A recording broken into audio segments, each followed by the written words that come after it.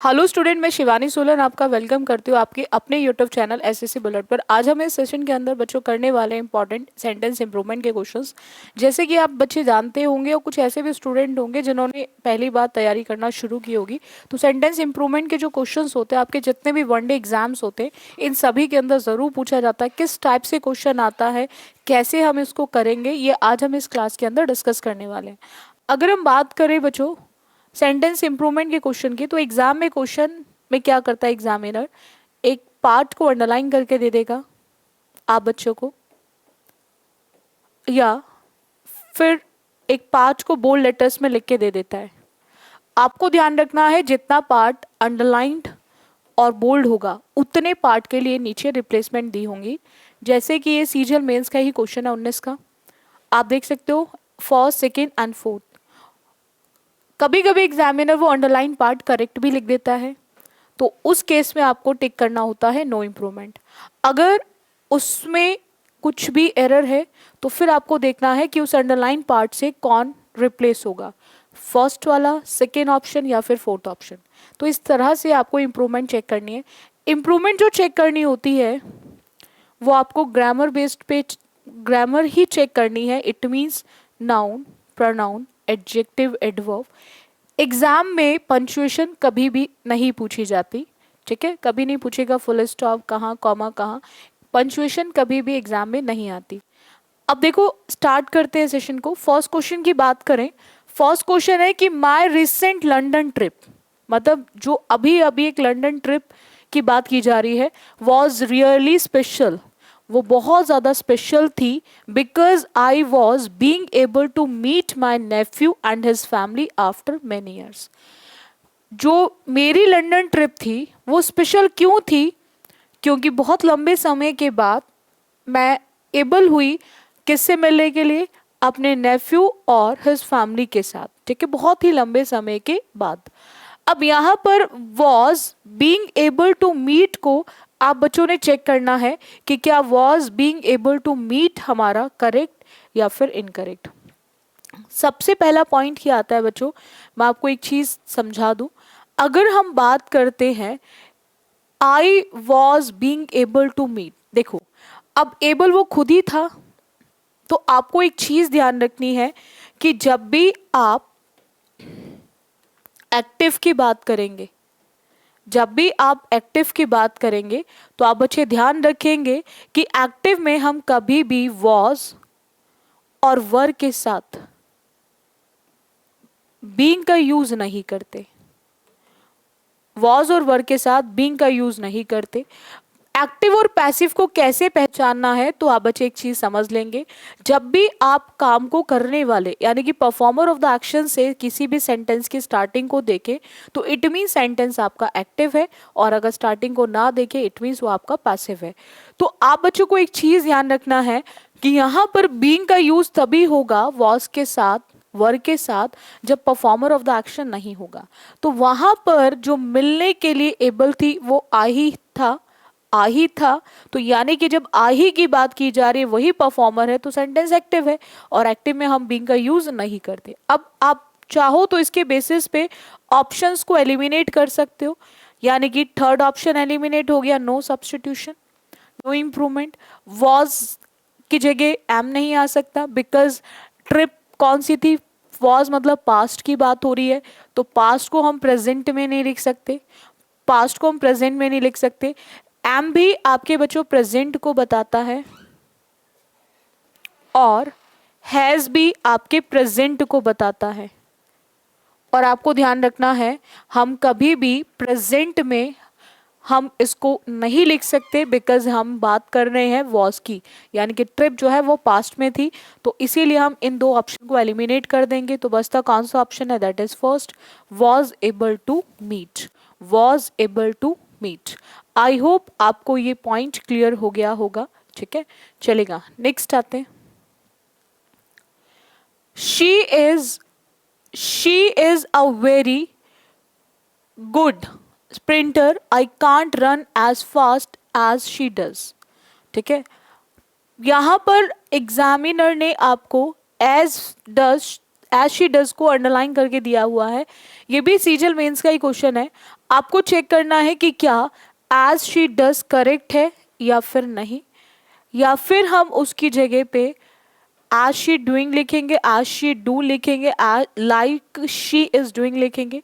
देखो बच्चों, फास्ट की अगर हम बात करें, फास्ट की अगर हम बात करें तो फास्ट एक क्या है, एडजेक्टिव, एडजेक्टिव है।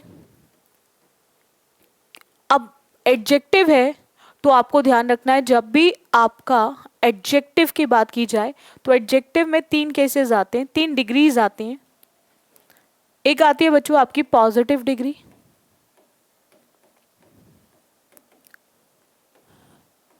और एक आती है आपकी कंपैरेटिव डिग्री,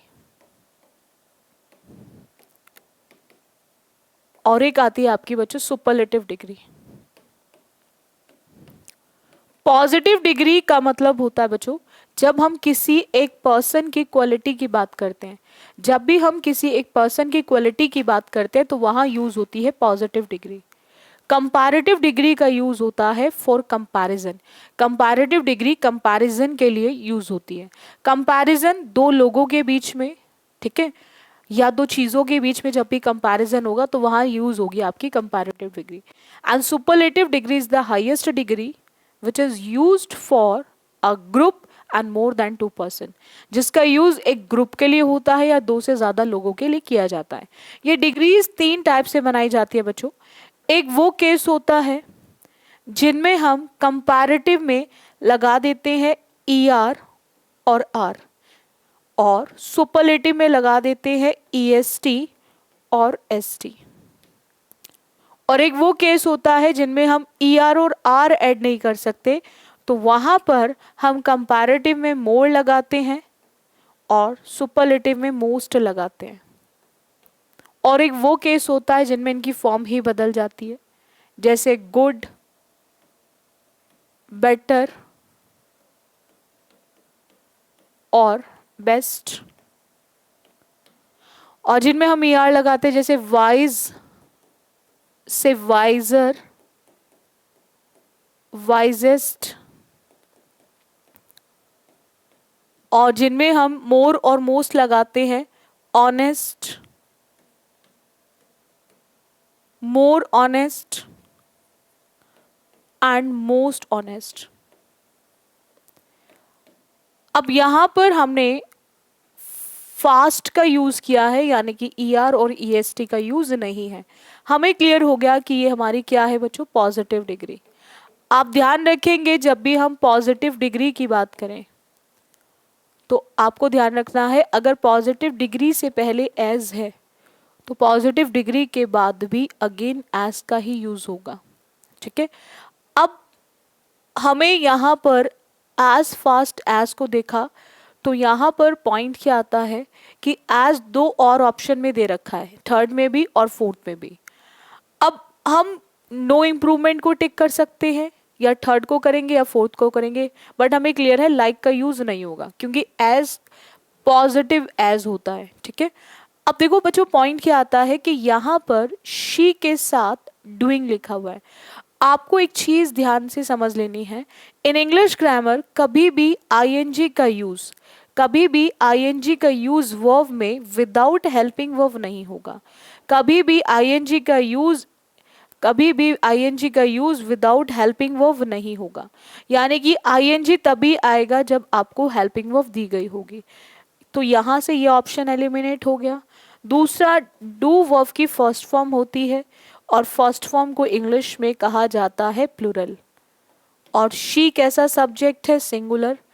और ग्रामर में एक रूल है बिटवीन सब्जेक्ट एंड वर्ब कि जैसा सब्जेक्ट होगा वैसे ही वर्ब होगी। सब्जेक्ट सिंगुलर होगा तो वर्ब भी सिंगुलर होगी, सब्जेक्ट प्लूरल होगा तो वर्ब भी प्लूरल होगी। ऐसा कभी नहीं होगा कि सब्जेक्ट तो सिंगुलर है और वर्ब आपकी प्लूरल है। ऐसा कभी नहीं होगा कि सब्जेक्ट तो आपका सिंगुलर है और वर्ब आपकी प्लूरल है, क्योंकि जैसा सब्जेक्ट होता है बच्चों वैसे ही वर्ब यूज होती है। तो यहाँ पर हम डू को देकर इस ऑप्शन को भी एलिमिनेट कर देंगे। अब आप बच्चे देखेंगे कि एक ही ऑप्शन बच रहा है, वो है आपका first, that is no improvement is the correct answer option. I hope आप सभी स्टूडेंट को क्लियर हो गया होगा हमने नो इम्प्रूवमेंट को टिक क्यों किया है। चलेगा, नेक्स्ट आते हैं। नेक्स्ट क्वेश्चन की बात करें, word by word reading lead to the development of another bad habit which is the habit of reading aloud. एक एक शब्द करके जो रीड किया जाता है, ठीक है, वो कहीं ना कहीं एक बैड हैबिट को डेवलप करने का काम करता है, ठीक है, जो कहीं ना कहीं हैबिट होती है पढ़ने की तेज तेज से, ठीक है। ये अगेन सीजीएल मेंस का ही क्वेश्चन है। यहाँ पर आपको चेक करना है LEAD lead to the development correct है या फिर आपका इनकरेक्ट है। अब देखो, आप बच्चे ध्यान रखेंगे, अगर हम यहाँ पर बच्चों बात करें लीड की, अगर हम यहाँ पर बात करें लीड की, तो लीड वर्ब की कौन सी फॉर्म है बच्चों? First form. अब देखो, फर्स्ट फॉर्म जो होती है, अभी मैंने आपको प्रीवियस क्वेश्चन में समझाया, जो फर्स्ट फॉर्म होती है वो कैसी वर्ब होती है? प्लूरल। देखो, एक रूल आता है, जैसे वर्ड बाय वर्ड, ग्रामर में एक रूल आता है कि जब भी आपका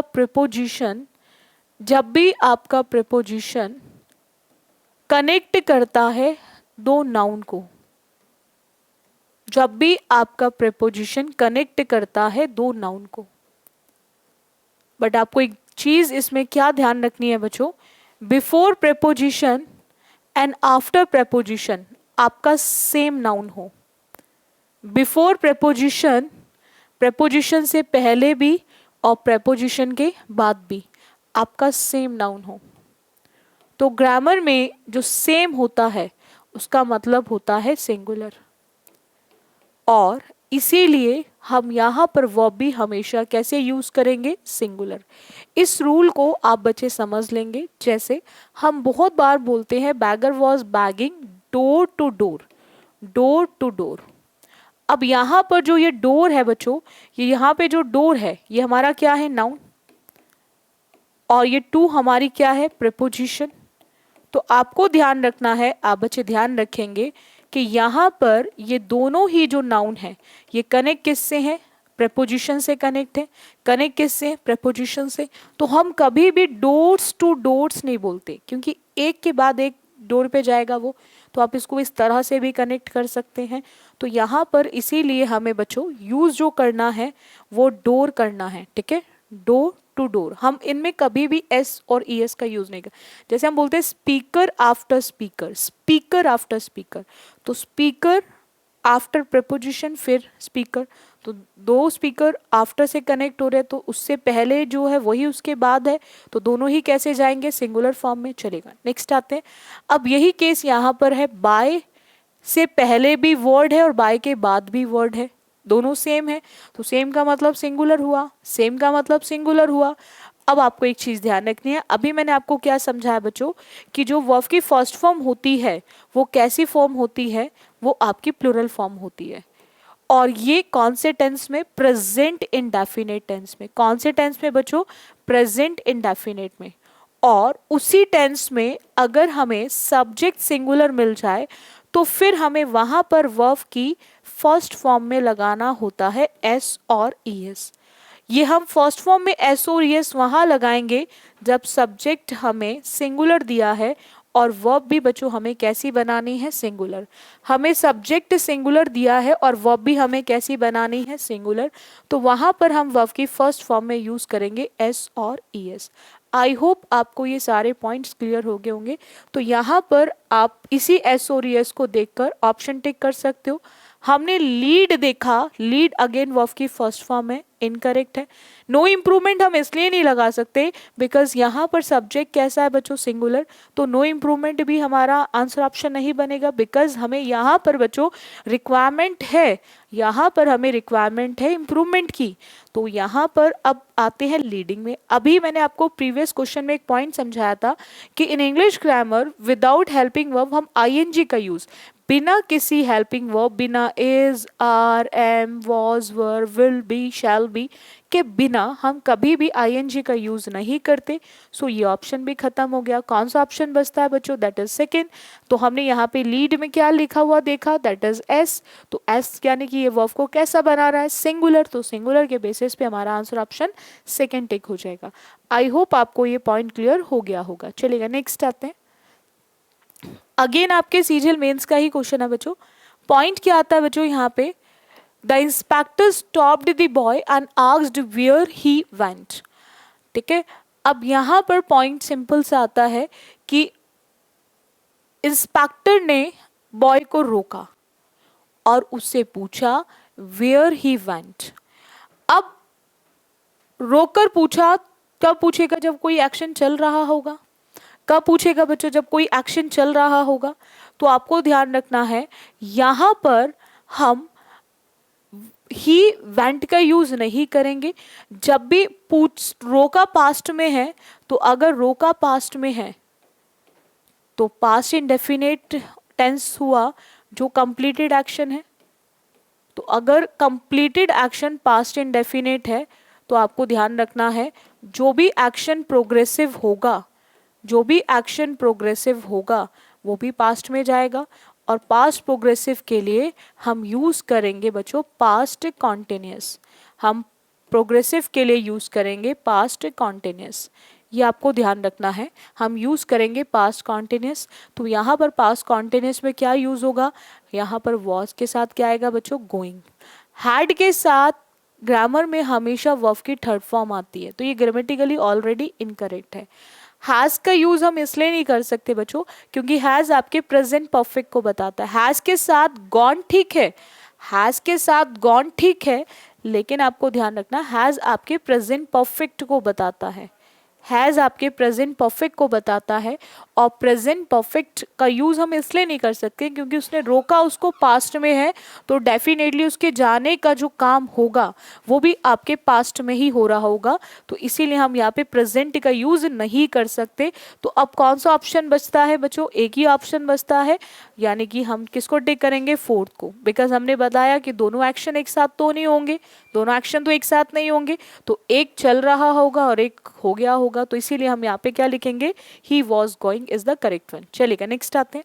अगेन सीजीएल मेंस का ही क्वेश्चन है बच्चों। My friend did not understand the story. ठीक है, यानी कि मेरा जो फ्रेंड था उसको स्टोरी समझ नहीं आई थी। ठीक है, she asked me for explain it her. उसने मुझे बोला कि आप मुझे इसे एक्सप्लेन कर दो। अब देखो यहां पर अगर हम बात करें एक्सप्लेन की, तो एक्सप्लेन एक वर्ब है, एक्सप्लेन एक वर्ब है। और आप बच्चे ध्यान रखेंगे जब भी हम बच्चों बात करते हैं वर्ब की, जब भी हम बात करते हैं वर्ब की, तो आपको ध्यान रखना है वर्ब के केस में अगर आपको फर्स्ट फॉर्म दी है तो उस केस में हम हमेशा प्रेपोजिशन टू का यूज करते हैं।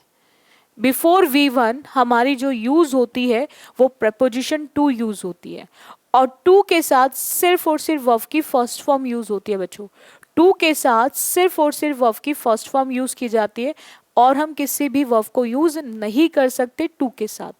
अब आप यहाँ पर ये तो समझ गए होंगे कैन आई एक्सप्लेन तो आएगा नहीं, और टू के साथ आईएनजी का यूज नहीं हो सकता, और यहाँ पर एक्सप्लेन से पहले फोर नहीं आ सकता, तो नो इम्प्रूवमेंट भी खत्म हो गया। तो कौन सा ऑप्शन बचा बच्चों? That is first, that is to explain it to her. To explain it to her is the correct one. I hope आपको ये पॉइंट क्लियर हो गया होगा। चलिएगा नेक्स्ट आते हैं। अगेन बच्चों सीजीएल मेंस का ही क्वेश्चन है 13/9/2019। आप सभी बच्चे ध्यान देंगे, उसने बोला है कि यहाँ पर it take me within 15 minutes, ठीक है, to walk to the metro station from my house.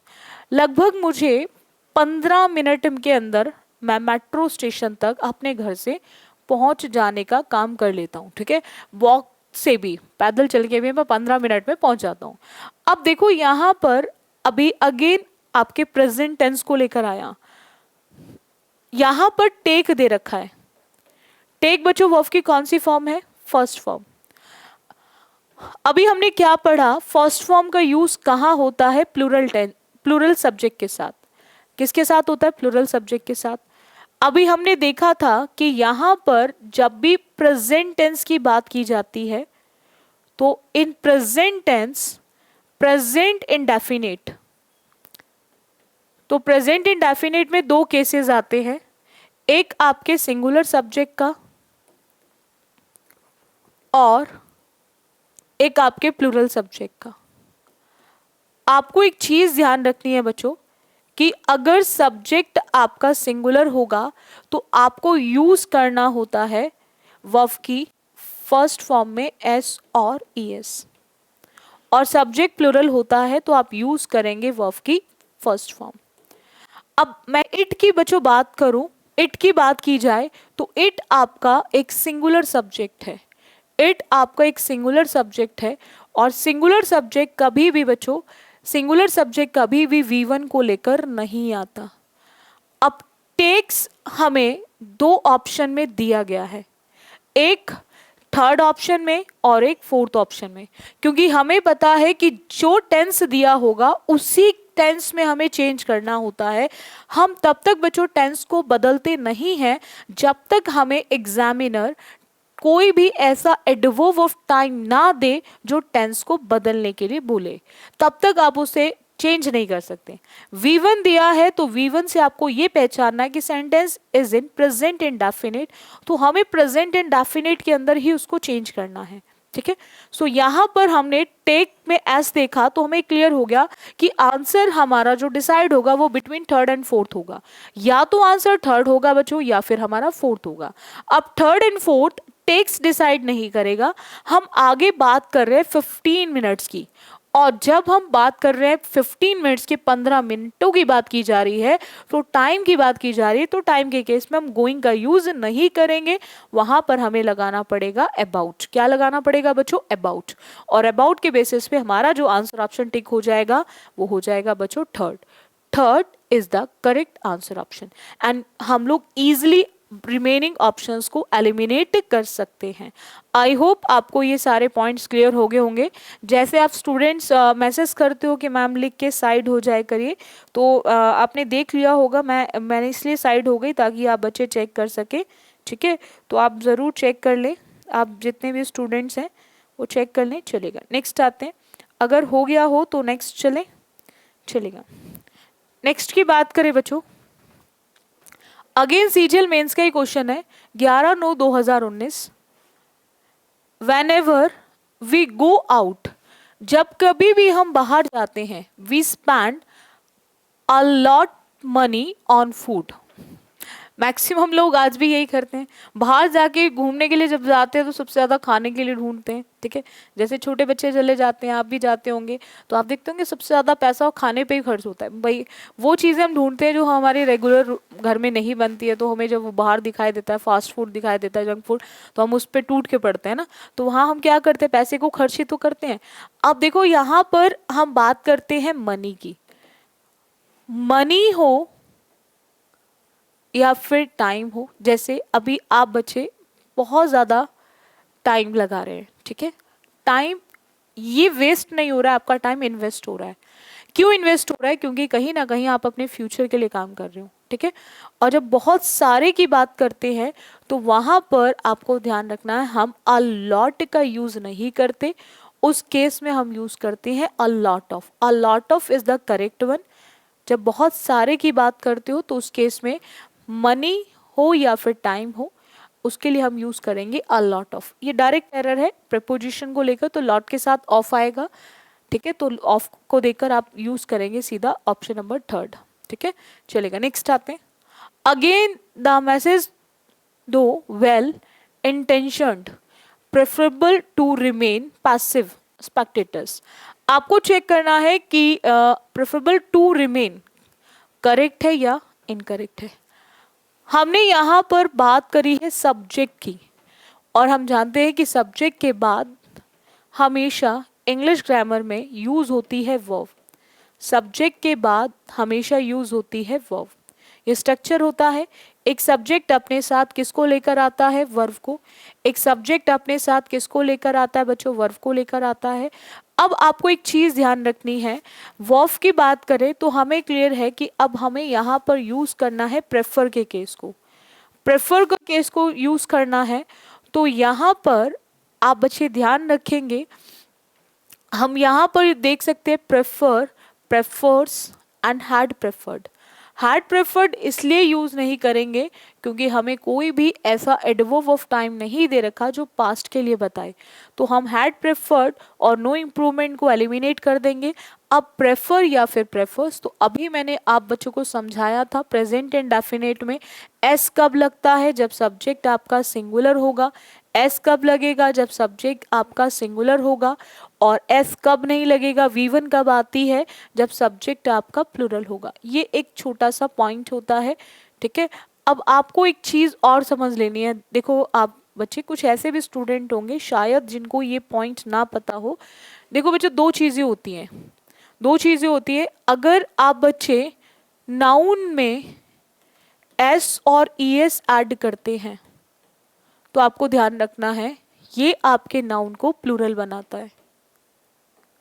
लेकिन अगर आप वर्ब में एस और ईएस ऐड करते हैं, वर्ब में एस और ईएस, सबसे पहला पॉइंट है वर्ब में एस और ईएस ऐड होगा तो ये आपकी वर्ब को सिंगुलर बनाएगा। ये दोनों एक दूसरे के अपोजिट काम करते हैं। नाउन में एस और ईएस ऐड होगा तो ये नाउन को प्लूरल बनाएगा, वर्ब में एस और ईएस ऐड होगा तो ये वर्ब को सिंगुलर बनाएगा। जैसे फॉर एग्जाम्पल अगर मैंने आपको बॉय बोला तो अब आपको ध्यान रखना है हम कम का यूज करेंगे या फिर हम कम्स का यूज करेंगे। तो जैसे ही हमने बॉय बोला तो बॉय का मतलब हो गया सिंगुलर, तो उस केस में आप बच्चों को ध्यान रखना है कि अगर सब्जेक्ट सिंगुलर दिया है तो हमें वर्ब में लगाना पड़ेगा एस, तो फिर हम कम्स बोलेंगे। लेकिन अगर इस बॉय में एस का यूज होता है तो अब हम कम लिखेंगे या फिर हम कम्स लिखेंगे। तो अब आपको ध्यान रखना है जैसे ही बॉय में एस आ जाएगा तो ये आपके सब्जेक्ट को बना देगा प्लूरल, ये आपके सब्जेक्ट को बना देगा प्लूरल। और प्लूरल के केस में आप कम का यूज करेंगे, आप कम्स का यूज नहीं करेंगे। ये पॉइंट आपको थोड़ा सा ध्यान रखना है। हमने यहाँ पे देखा ईएस, ठीक है, और ईएस मतलब जब देखा तो हमें ये क्लियर हो गया कि it is a case of plural, यानी कि बहुवचन की बात की जा रही है। और उस केस में आपको ध्यान रखना है हम यूज नहीं कर सकते एस क्योंकि ये सिंगुलर को बताता है, क्योंकि सब्जेक्ट हमारा प्लूरल हो गया, तो इसीलिए हमें फर्स्ट ऑप्शन टिक करना पड़ेगा और हम सेकेंड ऑप्शन को टिक नहीं कर सकते। आई होप आपको ये पॉइंट क्लियर हो गया होगा। चलेगा नेक्स्ट आते हैं। एक इसमें ये भी क्वेश्चन, चलो मैं आपको एक चीज और बता दूं, प्रेफर के साथ बहुत क्वेश्चन आता है देन को लेकर, तो आपको ध्यान रखना है प्रेफर प्रेफरेबल कभी भी देन को लेकर नहीं आता, टी और टू को लेकर आता जो ऑलरेडी करेक्ट लिखा हुआ है। चलिएगा नेक्स्ट आते हैं। Who was the first to declare that the earth is round, मतलब कौन था पहला जिसने ये डिक्लेयर करा कि जो हमारी अर्थ है, पृथ्वी है, वो कैसी है, राउंड है, गोल है, ठीक है। अब आपको चेक करना है the earth is round correct या इनकरेक्ट। अब देखो यहाँ पर अगर मैं अर्थ की बच्चों बात करूं, अर्थ की बात की जाए, आपका अर्थ हुआ, आपका सन हुआ, मून हुआ, स्काई हुआ, स्टार्स हुआ, ये जितने भी केसेस हैं, ये जितने भी हैं, ये सब आपके यूनिक ऑब्जेक्ट हैं जिनके जैसा कोई और नहीं है। और जितने भी यूनिक ऑब्जेक्ट्स होते हैं आपको ध्यान रखना है वो हमेशा लेकर आते हैं आर्टिकल द को। बिफोर यूनिक ऑब्जेक्ट्स हम यूज करते हैं आर्टिकल द, तो जितने में एन लिख रखा है वो ऑप्शन हमारे खत्म हो गए, बिकॉज जितने भी यूनिक ऑब्जेक्ट्स होते हैं ये लेकर आते हैं आर्टिकल द को। तो हमने एन के बेसिस पे फर्स्ट और थर्ड को एलिमिनेट कर दिया, फर्स्ट भी एलिमिनेट हो गया, थर्ड भी एलिमिनेट हो गया। अब पॉइंट क्या है, सेकंड में भी द लिखा हुआ है, नो इम्प्रूवमेंट इसलिए हो सकता है क्योंकि वहां पर भी द लिख रखा है। अब यहां पर आंसर द डिसाइड नहीं करेगा, अब डिसाइड क्या करेगा यहाँ पर, ये आपका करेगा वर्ड। वर्ड जो है बच्चों वो आपके पास्ट को बताता है। अब बहुत सारे बच्चे होंगे जिन्होंने के माइंड में ये होगा कि हम सीक्वेंस को चेक करते हैं फर्स्ट के अकॉर्डिंग सेकंड, तो डिक्लेयर्ड पास्ट में हुआ है तो अर्थ तो आज भी राउंड है, पहले भी थी। और जितने भी यूनिवर्सल होते हैं, जितने भी जर्नल होते हैं, जितने भी हैबिचुअल होते हैं, जितने भी आपके रूटीन होते हैं, ये हमेशा प्रेजेंट में लिखे जाते हैं, ये कभी भी पास्ट में नहीं लिखते। हम बोलते हैं ना the sun rises in the east, हम the sun rose in the east नहीं बोलते, the sun rises in the east बोलते हैं। हम क्यों बोलते हैं? क्योंकि it is a case of universal, जो कभी बदलते नहीं हैं, जो आज भी है, कल भी था और आने वाले कल में भी होगा। तो इसीलिए आप वर्ब पास्ट को देकर इस ऑप्शन को एलिमिनेट कर देंगे और जो बचेगा वो आपका बचेगा फोर्थ ऑप्शन। आई होप आपको ये पॉइंट क्लियर हो गया होगा। चलेगा नेक्स्ट आते हैं। अगेन सीजल मेंस का ही क्वेश्चन है 13/9/2019। The author is not well known, जो लेखक था वो बहुत ज्यादा जाना हुआ नहीं था। Little bit people have heard of him, बहुत ही कम लोगों ने उसके बारे में सुना हुआ था। मैंने एक क्लास ली थी एसएससी बुलेट पर लिटिल और फ्यू को लेकर। देखो आप बच्चे ध्यान रखेंगे, एक होता है बच्चों लिटिल और एक होता है फ्यू। आप बच्चे ध्यान रखेंगे, अगर लिटिल की बात करें तो लिटिल का यूज वहां होता है जब हम चीजों को काउंट नहीं कर सकते, यानी कि जब हमारा अनकाउंटेबल का केस होता है। और फ्यू का यूज हम वहां करते हैं जब हम चीजों को काउंट कर सकते हैं, यानी कि जहां पर भी काउंट हो सकती हैं वहां हम फ्यू लिखेंगे, जहां काउंट नहीं हो सकती वहां लिटिल लिखेंगे। अभी कितने स्टूडेंट्स मेरी क्लास देख रहे हैं हम काउंट कर सकते हैं, ठीक है। कितने टीचर्स एसएससी बुलेट पे पढ़ाते हैं हम काउंट कर सकते हैं। कितने पेन्स का यूज कर कर आप क्लास को ले रहे हैं आप काउंट कर सकते हैं, लेकिन कितनी इंक उन पेन में है आप उसको काउंट नहीं कर सकते, ठीक है। अब यहाँ पर जो चीजें ना गिनी जा सके, यानी कि सीधा सीधा 1 2 3 की फॉर्म में काउंट नहीं हो सकती, वो अनकाउंटेबल है। और जो भी आपकी 1 2 3 की फॉर्म में काउंट हो सकती हैं वो आपकी काउंटेबल है। ये एक सिंपल सा कॉन्सेप्ट है बिटवीन काउंटेबल एंड अनकाउंटेबल। आप बच्चे ध्यान रखेंगे लिटिल और फ्यू का यूज सेम है, बस डिफरेंस इतना है एक अनकाउंटेबल के लिए और एक काउंटेबल के लिए। और सेम आपके अ लिटिल और अ फ्यू का केस होता है, बट डिफरेंस इतना है एक अनकाउंटेबल के लिए और एक काउंटेबल के लिए। सेम द लिटिल और द फ्यू का केस होता है, बट डिफरेंस इतना है एक काउंटेबल के लिए और एक अनकाउंटेबल के लिए, एक काउंटेबल के लिए और एक आपका अनकाउंटेबल के लिए।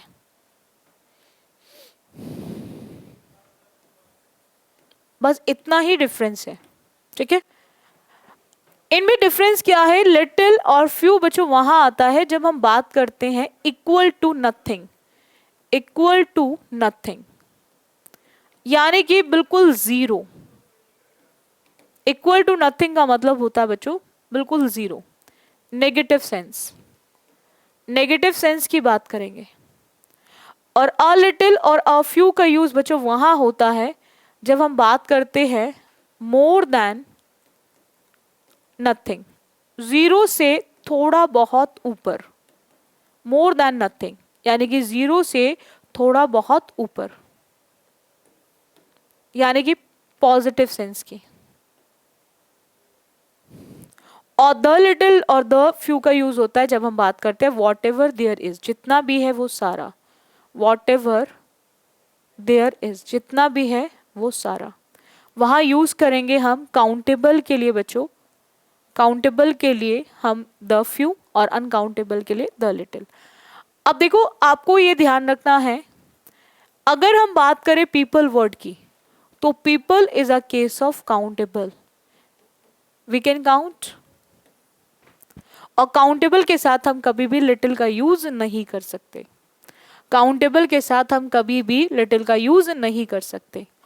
अब काउंटेबल के साथ हम लिटिल का यूज नहीं कर सकते तो फिर यहां पर हमें क्लियर है नो इंप्रूवमेंट नहीं होगा, बिकॉज नो इंप्रूवमेंट का मतलब लिटिल है। और सेम नीचे वाले में अ लिटिल वाला भी नहीं होगा। अब या तो अ फ्यू होगा या फिर फ्यू पीपल होगा। अब आपको ध्यान रखना है लिटिल बिट पीपल के नीचे अंडरलाइन है बट हाफ के नीचे अंडरलाइन नहीं है। तो हम यहाँ पर अब आपको एक चीज समझ लेनी है, हाफ का मतलब होता है प्लूरल और पर्सन जो होता है वो सिंगुलर होता है। तो आप यहाँ पर सिंगुलर के बेसिस पे थर्ड ऑप्शन को एलिमिनेट कर कर कौन सा ऑप्शन लगाएंगे, fourth. Few people have heard of him, बहुत ही मात्र के लोगों ने उसके बारे में सुना हुआ है। आई होप आपको ये पॉइंट क्लियर हो गया होगा। हम क्यों थर्ड को नहीं लगा रहे हैं, क्यों फोर्थ को ही as a answer option tick कर रहे हैं, तो रीजन उसका एक ही है, यहाँ पे पर्सन आ रहा है, हैव जो है वो आपका प्लूरल है और person is a case of singular subject. हमें प्लूरल चाहिए तो हमें क्या लिखना पड़ेगा, फ्यू पीपल हमको यूज करना पड़ेगा। चलेगा, देखो बच्चों, जितने भी स्टूडेंट्स ऑनलाइन पेड बैच के लिए कॉल्स रेगुलर आती हैं, तो उस स्टूडेंट के लिए गुड न्यूज़ ये है कि हमारा पेड बैच एसएससी बुलेट पर, ठीक है, नेक्स्ट वीक आपका स्टार्ट हो जाएगा। तो जो भी बच्चे पेड बैच लेना चाहते हैं वो आप इस नंबर पे कांटेक्ट कर लेना डिटेल्स के लिए, ठीक है। बाकी रेगुलर क्लासेस जो आपकी रहती है, लाइव क्लासेस, उसको अटेंड करो। कुछ क्लासेस आपको और भी यूट्यूब पे मिलती हैं। बाकी पेड बैच फाउंडेशन, बहुत सारे स्टूडेंट्स के माइंड में डाउट आ रहा था और मैसेज भी कर रहे हैं कि जो बैच होगा वो बिल्कुल ज़ीरो से होगा, तो बिल्कुल ऐसा ही होने वाला, बिल्कुल बेसिक से एडवांस चलेगा, जिसके अंदर प्री और मेंस दोनों को कवर किया जाएगा। जो बैच होगा वो प्री प्लस मेंस दोनों के लिए है, तो आप बच्चे बिल्कुल अच्छे से तैयार रहे, प्री प्लस मेंस दोनों के लिए है। दूसरा, आपकी जो क्लासेस, कुछ ऐसे भी स्टूडेंट हैं जो ऑफलाइन के लिए पूछ रहे थे, तो मैं उन स्टूडेंट को बता दूं, एसएससी बुलेट की जो ऑफलाइन क्लासेस चलती हैं वो मुखर्जी नगर में चलती हैं। ये एड्रेस है, आप चाहो तो इस पर कॉन्टेक्ट कर आप पूछ सकते हैं। बाकी ऑफलाइन के अंदर जो क्लासेस चलती है, मैथ्स एंड इंग्लिश चलती है, इंग्लिश मैं ही पढ़ाती हूँ ऑफलाइन में, और मैथ्स अनुज वशिष्ठ सर पढ़ाते हैं, ठीक है। और ऑनलाइन में भी आप देख ही रहे होंगे, एसएससी बुलेट की क्लासेस मैं ही ले रही हूँ, और मैथ्स की क्लासेस भी जो स्टार्ट होंगी वो अनुज वशिष्ठ सर ही लेंगे। बाकी जिन स्टूडेंट्स को सेशन अच्छे लगते हैं तो वो लाइक और शेयर कर दिया करो, और जिन स्टूडेंट ने अभी तक सब्सक्राइब नहीं किया चैनल को तो वो सभी बच्चे ज़रूर सब्सक्राइब कर लें, ठीक है। सो आज के लिए इतना रखें। So thank you student for this session, बाकी करते हैं हम नेक्स्ट क्लास में।